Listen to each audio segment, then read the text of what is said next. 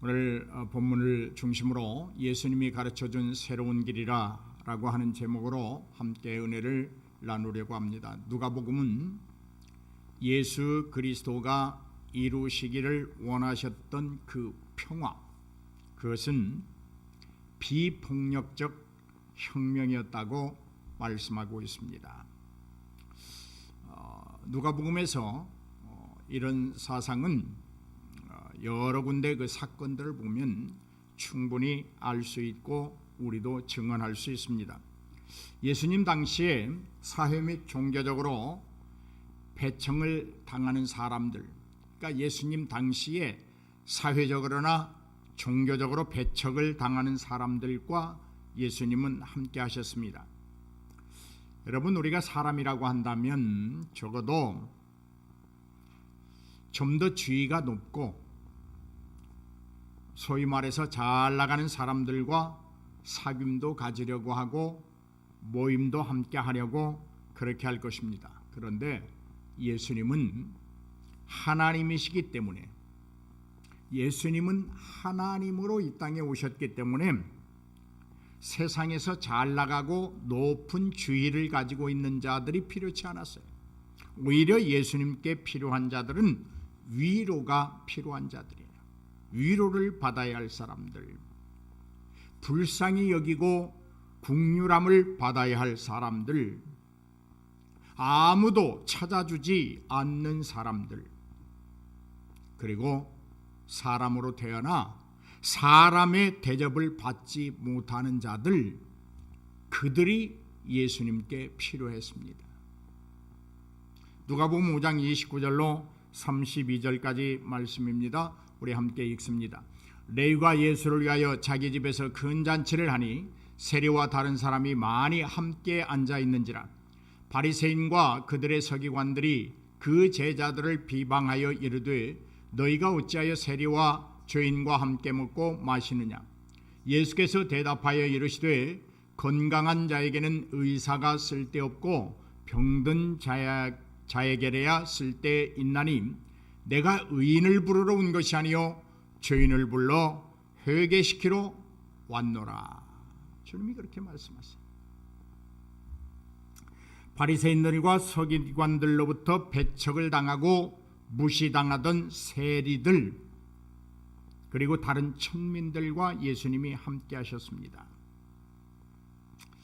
여러분, 이렇게 하나님이 사람을 대하는 것과 우리가 우리 주위에 있는 사람을 대하는 방법에는 아주 같아질 수 없고 좁힐 수도 없는 이격의 차가 너무 커요. 오늘 예수님은 이 말씀을 우리에게 주셨습니다. 너희도 사람을 대할 때 너희가 필요로 하는 자는 잘 나가는 사람들, 높은 사람들, 부자들이 아니라 하나님을 필요로 하는 사람들, 위로받아야 하는 사람들, 무시당하고 있는 사람들, 가난해서 어찌할 줄 모르는 사람들, 사람으로 태어나 사람의 대접을 받지 못하는 그들에게 너희가 필요한 존재다, 이렇게 말씀해 주고 있습니다. 그리고 주님은 그렇게 말씀하시는 거죠. 내가 너희를 사랑한 것 같이 너희 각자도 내가 너희에게 준 이 사랑과 섬김을 가지고 내 형제와 이웃에게 베풀어 보이라, 그렇게 말씀합니다. 누가복음은 또 다른 방법으로 평화주의를 보여주고 있습니다. 누가복음 9장 51절부터 56절까지 말씀 함께 읽습니다.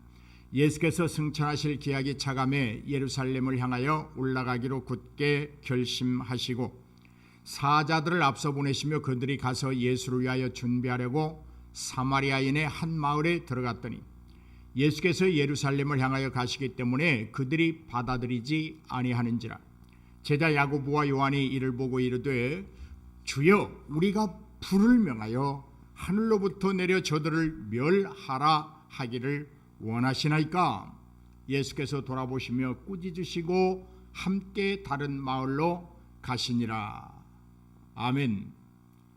자, 이 말씀은 예수님이 예루살렘을 향하여 올라가시는데 그 거쳐서 지나가야 될 사마리아라고 하는 곳이 있었어요. 그런데 그 사마리아인들이 예수님에 대해서 관대하지 못했어요. 싫어했어요. 예수님은 이들을 대하시는데 이렇게 대하십니다. 뭐 저런 놈들이 있어? 쟤들이 뭐 잘난 게 뭐 있다고? 참으로 별꼴이네. 그래? 너희가 나를 배척한다고? 그럼 나도 너희들을 배척해버릴 거야. 그렇게 말씀하지 않으셨습니다. 꾸짖음과 어떤 감정이 예수님의 마음을 상함으로 분노가 표출되지 않았어요. 오히려 그들을 책망하고 멸하기를 원하는 제자들을 꾸짖으십니다. 이것이 주님이 우리에게 보여주시는 새로운 길입니다. 우리를 홀대하는 사람, 우리에 대해서 오해하고 있는 사람들, 우리의 마음을 상하게 하고 우리의 감정을 상하게 함으로 분노를 일으키는 그들을 향해서 예수님은 관대하셨어요.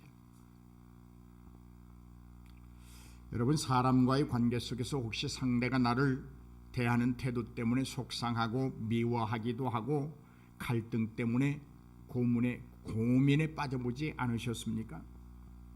그렇다면 지금 사마리아 사람들을 대하시는 예수님의 새로운 방법을 도입해 봐야 합니다. 예수님이 지금 사마리아인들을 대하는 이 태도를 취하면 이웃 때문에 당하는 속쓰림이 깨끗이 없어질 거예요. 이웃을 대할 때 가졌던 그 거북스러운 계면적음도 완전히 사라질 것입니다. 예수님은 또 이런 사건을 일으켰어요. 열매 맺지 못하는 무화과 나무에게 한 번 더 기회를 주시는 주님을 우리가 만나보게 됩니다. 누가복음 13장 6절로부터 9절 말씀입니다.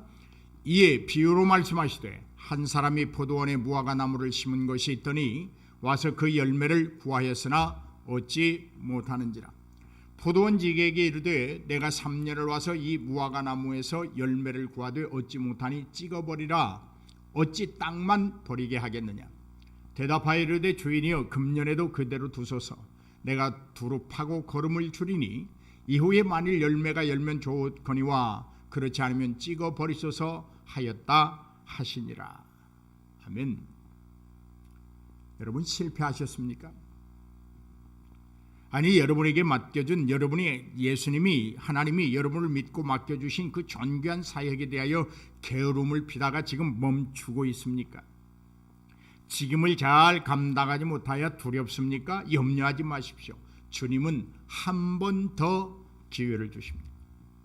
열매를 맺지 못하는 무화과 나무에게 한 번 더 기회를 주시는 게 열매 맺도록. 주님 안에 살기를 원하고 어떠하든지 주신 사명을 감당하려는 자들에게, 하나님의 영광의 찬송이 되길 갈망하는 자들에게 하나님은 기회를 주십니다. 할 수 있도록 힘과 능력과 부수적인 어떤 그 모든 원자재를 다 주십니다. 하나님 안에 있는 모든 것을 마음껏 사용하도록 허락해 주십니다. 평화주의자는 단 한 사람의 생명이라도 소중하게 생각합니다. 그리고 그들이 높임받고 존귀하게 살도록 인도해 주십니다. 여러분의 삶을 평온하고 안정되고 화평하게 만들고 희망이 넘칠 수 있는 새로운 방법이 있습니다. 그것은 주님이 우리에게 보여주신 이러한 새로운 길을 걷는 것입니다. 본문 말씀은 이러한 의미에서 원수를 대하는 본질적인 요소는 예수님의 사랑임을 강조하고 있습니다. 예수님은 자신을 조롱하고 모함하던 사람의 종을 치유해 주셨습니다. 예수님을 잡으려고 온 한 사람의 귀를 베드로가 칼로 잘라버렸습니다. 이때 예수님은 그의 귀를 도로 붙여주시면서 베드로에게 말합니다. 베드로야, 네가 나를 위하여 하는 일이겠지만 이것까지도 분노해서 참아내야 한다. 여러분, 우리 같으면 원수의 고통을 보고 아이고 잘됐다 그렇게 했을지도 모릅니다. 너는 당연히 그렇게 돼야 해, 그런 말 종종 했어요. 너는 그런 고통을 당해도 할 말이 없어 라고 비아냥거렸을 것입니다. 그러나 역시 하나님이신 예수님은 우리와 달랐습니다. 그릇된 생각에서 찾아든 분노마저도 참아야 한다고 새로운 길을 가르쳐 주십니다. 예수님은 자신을 처형하는 자들을 향해서도 용서의 기도를 드립니다. 누가복음 23장 34절 말씀입니다. 이에 예수께서 이르시되 아버지 저들을 사하여 주옵소서 자기들이 하는 것을 알지 못함이니이다 하시더라. 그들이 그의 옷을 나누어 제비 뽑을세. 죄인들을 사랑하시기에 십자가에서 대신 돌아가실 예수님이 자신을 지금 처형하고 있는 그 자들을 위하여 하나님께 용서를 빌고 있는 것입니다. 여러분은 원수를 위하여 얼마나 기도하십니까? 여러분은 원수와 몇 분 정도나 눈을 마주치고 있을 수 있습니까? 여러분은 원수와 여러분이 가진 것을 얼마나 나눌 수 있습니까? 주님은 오늘 십자가에서 자기를 처형하는 자들을 위하여 하나님께 용서의 기도를 드림으로 우리에게 원수들을 어떻게 대하여야 되는지에 대한 새로운 길을 가르쳐 주신 것. 여러분, 믿음은 들음에서 나지요. 그러나 말씀이 가진 능력은 그 들음을 넘어 실천할 때 내게 임하는 특별한 선물입니다. 실천이 없는 믿음은 언제나 이상한 이론을 만들어냅니다. 믿음 생활 잘하는 것 같지만 실천하지 않는 믿음은 괴상한 가치만을 말합니다. 가당치 않은 논리로 사람들을 설득하려고 하는 어리석음을 범합니다. 이러한 믿음은 거짓된 것이다, 그렇게 말할 수 있는 거예요. 작은 것 하나의 실천이 큰 믿음이라고 말할 수 있고, 자랑하는 거짓된 믿음, 잠자고 있는 믿음, 앞으로 나아가지 못하고 멈추어 있는 믿음을 이길 수 있는 것은 작은 것 하나라도 실천해 보는 것입니다. 하나님은 일찍이 그런 말씀하셨죠. 나는 수많은 제사보다 단 한 번의 순종을 원하신다. 예수님 당시에 여러분, 팔레스틴은 로마와의 파국적인 전쟁에 휘말려 있었습니다. 로마의 속국이 되어 지배를 받고 있었다는 말입니다. 그리고 예루살렘이 멸망된 이후에도 불안과 폭력적인 소란이 계속되었습니다. 이런 환경 속에서 예수 그리스도께서 가져오시는 평화는 군사적인 투쟁과 어떤 물리적인 폭력을 통해서가 아니라 사랑과 죄의 용서와 더 나아가 원수들을 용납함으로 말미암아 얻어지는 그 평화, 그것을 주님은 그리스도인들에게 말하고 있습니다. 여러분, 가정도 교회도 이 세상도 모두가 원하는 것은 화평입니다. 아마도 정상적인 사고하고 정상적인 판단을 할 수 있는 사람이라면 분쟁과 다툼을 원하지 않을 것입니다. 그런데 정상인들이 생각하고 꿈꾸는 그 평화와 행복은 예수 그리스도의 정신, 비폭력이나 군사적 행동을 넘어 사랑과 용서와 원수들을 용납하고 저들을 위하여 기도하는 그곳에서 시작됨을 기억해야 합니다. 뿐만 아니라 우리는 이런 것들을 실천해 가야 합니다. 그러기 위하여 자존심을 버릴 줄 알아야 합니다. 용서하기 위하여 찾아드는 심리적 불안이나 갈등의 감정 등을 다스릴 수 있어야 합니다. 원수의 배고픔과 고통과 헐벗음에 있는 것을 기꺼이 나눌 수 있는 마음의 여유가 필요합니다. 주님의 말씀을 따라 실천하며 살겠다는 믿음의 의지가 굳건해야 합니다. 오늘 본문 말씀을 잘 생각해 보십시오. 하나님 나라의 백성으로 세상을 살 때 구체적으로 해야 될 일들에 대하여 예수님이 친히 자상하게 가르쳐주고 있습니다. 오늘 본문 말씀 전장에서 복 있는 사람과 화 있는 사람에 대하여 강론해 주셨습니다. 그런 다음 본문에서는 사랑과 용서, 아량과 자비를 강조하며 가르치고 있습니다. 여러분, 원수를 사랑한다고 하는 것 쉬운 일 아닙니다. 말처럼 그렇게 마음 먹는다고 되지 않습니다. 억지로 해보려고 해도 잘 되지 않는 것이 원수를 사랑하는 것입니다. 그런데 하나님 나라의 백성이라면, 아니 나 자신에게 스스로 물어서 하나님의 백성이라고 내가 나를 향하여 너는 하나님의 자녀야, 너는 하나님의 백성이야, 너는 예수쟁이야, 너는 교회 다니는 성도야 라고 말할 수 있다면 그는 반드시 원수를 사랑해야 된다고 주님이 말씀하고 있습니다. 본문을 통해 예수님은 지금까지 우리가 걸어왔던 길과는 전혀 다른 새로운 길을 제시해 주고 있습니다. 이렇게 말씀하십니다. 내 말을 듣고 있는 너희에게 내가 말한다. 첫째는 너희 원수를 사랑해라. 너희를 미워하는 사람들에게 잘 대해줘라. 너희를 저주하는 사람들을 오히려 축복해라. 너희를 모욕하는 사람들을 위하여 기도하라.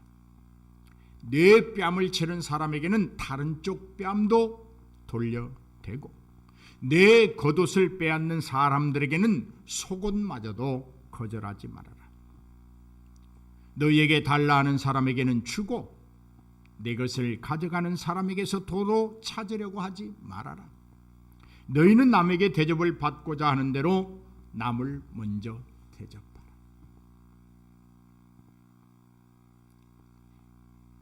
우리가 지금까지 살아온 길, 또 살고 있는 길과는 전혀 다른 길입니다. 우리가 지금까지 살아온 것은 오히려 우리는 율법의 길을 살아왔습니다. 그러나 주님이 새로이 제시하는 길은 은혜의 길입니다. 하나님의 은혜로 충만한 사람은 원수를 사랑할 수 있습니다. 하나님의 사랑을 듬뿍 입은 사람들에게는 자기를 미워하는 자들로 하여금 자존심이 상하지 않습니다. 그러므로 그들에게 잘 대해줄 수 있습니다. 하나님의 축복과 사랑을 많이 받고 사는 사람들은 자기를 저주하는 사람들을 위하여 오히려 축복의 기도를 드릴 수 있습니다. 하나님으로부터 죄를 용서받은 것을 고백하고 믿는 자들에게는 자기를 모욕하는 사람들을 위하여 기도할 수 있습니다. 하나님 안에서 내 것이 아무것도 없다고 고백하는 사람들은 내게 달라는 자에게 나누어 줄 수 있고 내 것을 가져가는 사람들마저도 용서하고 이해하고 내가 남에게 대접을 받고자 하는 것 이상으로 남을 대접하는 사람들입니다. 사랑하는 것입니다. 잘 대해주는 것입니다. 축복하는 것입니다. 그들을 위하여 기도합니다. 속옷까지도 기꺼이 나누어 줍니다. 달라고 하는 자에게 인색하게 거절하지 않습니다. 가져간 것에 대하여 집착을 버리고 분쟁을 만들어내지 않습니다. 대접받으려 하기보다 남을 먼저 대접합니다. 지금까지 우리가 걸어보지 못한 길입니다.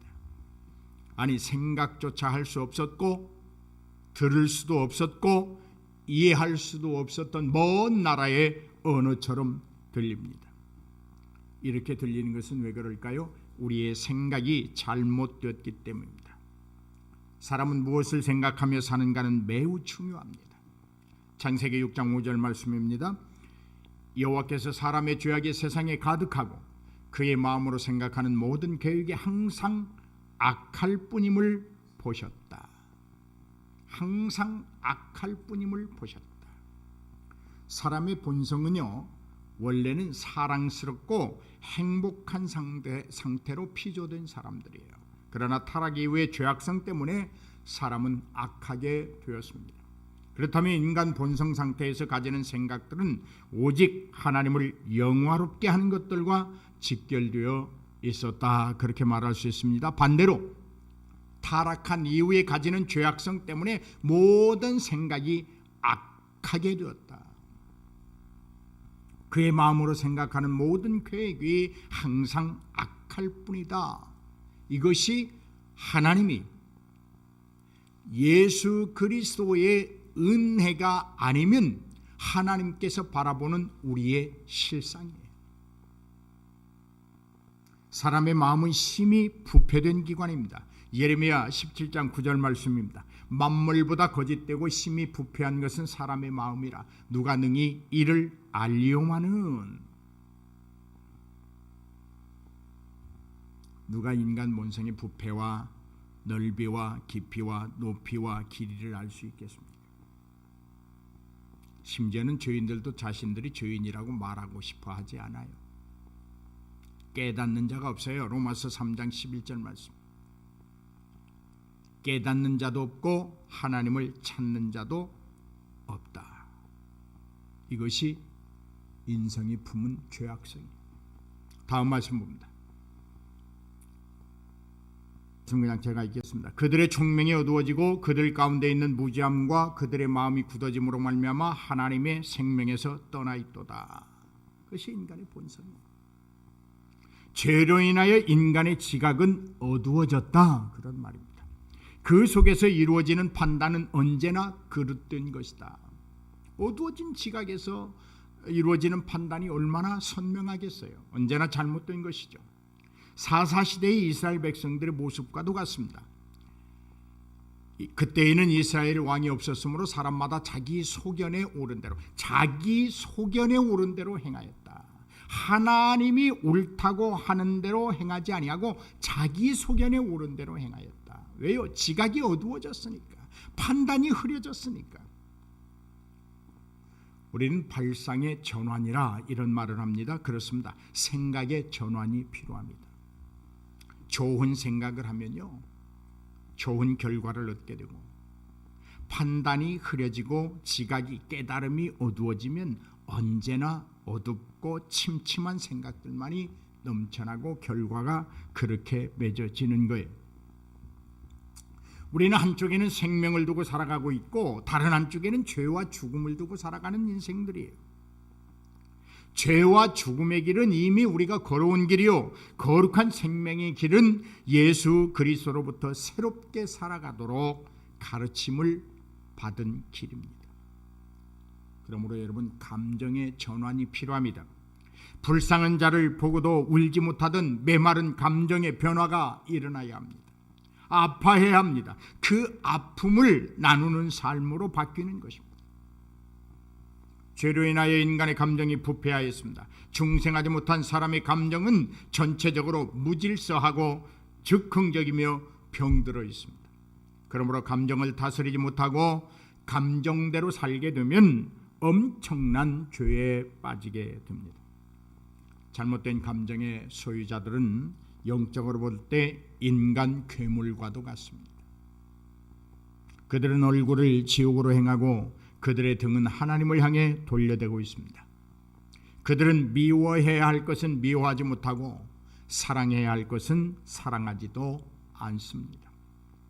그들은 애통해야 할 때 즐거워하고 즐거워해야 할 때 애통하는 반대되는 삶을 살고 있습니다.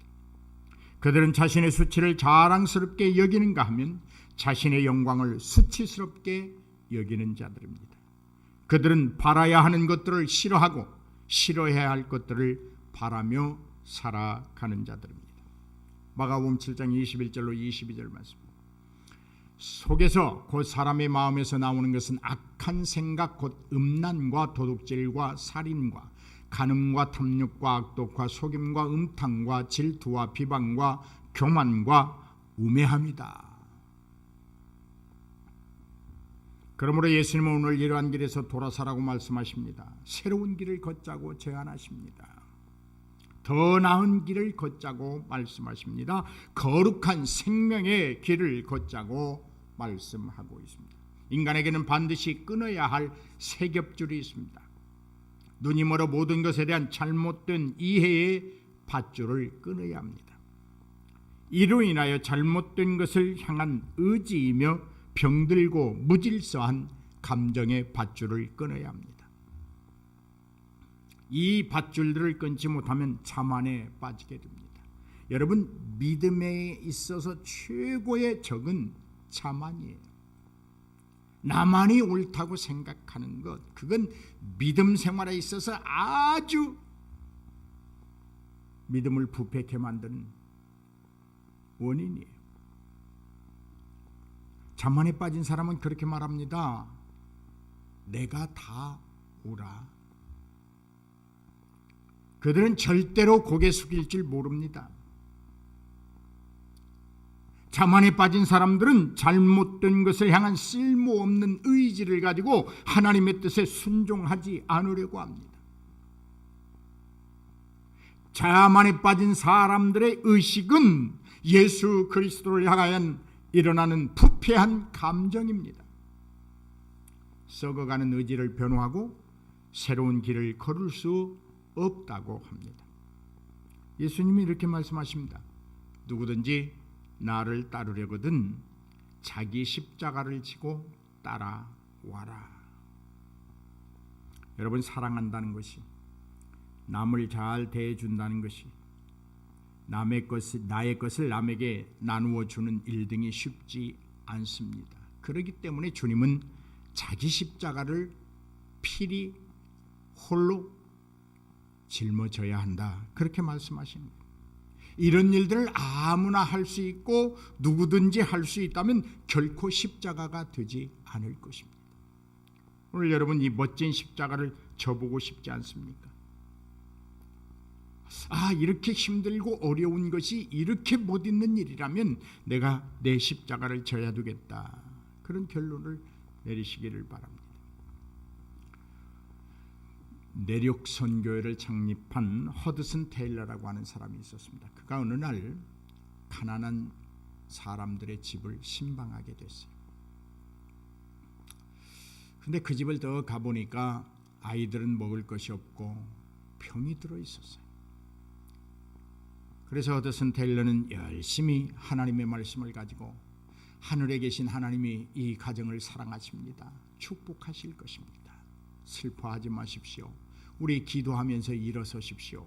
막 말을 하고 있습니다. 그런데 그때 그 신방을 받던 여자분이 이렇게 말합니다. 목사님, 우리는 당장 이 예배를 마치고 나면 먹을 것이 없어서 저 아이들과 함께 죽어갈지도 모릅니다. 다시 허드슨 테일러가 그렇게 말을 합니다. 기도하십시다. 그런데 그때 하나님이 이런 음성이 들립니다. 테일러야, 내 주머니 안에 있는 돈을 줘라. 근데 이 허드슨 테일러 목사의 주머니 속에는 내일 채플장에 가서 채플을 마치고 먹어야 될 점심값만 딱 있었습니다. 순간 테일러 목사님 머릿속에, 이걸 줘버리면 내가 내일 먹을 게 없는데. 하나님이 이렇게 음성을 들려줍니다.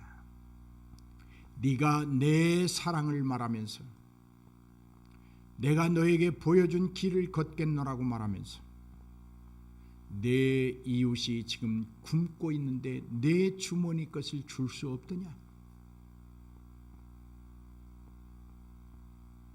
결국 그는 내면의 하나님 음성에 항복하고 그 사람에게, 가난한 사람에게 가지고 있던 돈을 다 주었습니다. 그리고 그 마음속에는 가질 수 없었던 기쁨이 회복되었습니다. 이튿날 아침 식사를 마치기 전에 어디선가 편지 한 통이 왔는데 아무 글씨도 없이 편지 한 통이 왔습니다. 그래서 그 편지를 또 뜯어봅니다. 그런데 어젯밤에 그 가난한 사람에게 주었던 그 돈의 3배나 되는 돈이 들어있었습니다. 사랑하는 성도들이요, 예수님이 우리에게 제시하신 새로운 길은 십자가의 길입니다. 아마도 저마다 자기 십자가를 지라고 하신 것은 그만큼 십자가를 진다는 것이 쉬운 일이 아니기 때문일 것입니다. 나를 저주하는 사람을 축복하고 모욕하는 사람을 위해 기도하라고 하십니다. 뺨을 맞아도 그냥 참아내고 다른 쪽 뺨마저도 내밀 수 있는 새로운 길을 걸으라고 말씀하십니다. 이 일이 어렵다면 얼마나 어려울까요? 여러분, 십자가를 짊어지고 죽음의 장소까지 가시고 자신이 지고 온 그 십자가에 달려 죽으신 그 어려움보다 어렵겠습니까? 다른 사람을 사랑하고 용서하며 관용을 베푸는 일이 자신에게 해로운 일일까요? 아마도 자존심이 강한 사람에게는 매우 어려운 일일 것입니다. 자기밖에 모르는 사람에게는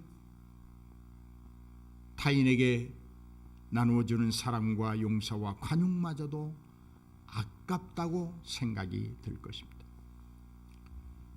주님이 제시하시는 새로운 길은 죄와 관련이 있습니다. 자신이 죄의 노예로 살고 있다면 사랑하고 용서하고 대접하고 관용을 베푸는 일은 불가능하다고 말씀하십니다. 물론 한두 번은 보여줄 수 있겠지만 매일같이 실천한다는 것은 그 사람에게 큰 고통이 될 것입니다. 예수님은 새로운 길을 제시하시면서 바로 이 길을 걷는 것이 죄를 씻음받은 자의 모습이며 예수님과 좀 더 가까워지는 길이라고 말씀하십니다. 하나님의 은혜를 사모하십시오. 아마도 사모하는 질량에 따라 여러분은 분명 그만큼 사랑하고 용서하고 존경하고 대접하며 긍휼을 베푸는 실천적 신앙생활을 누리게 될 것입니다. 이러한 자들의 인생의 마지막은 하나님이 책임져 주십니다.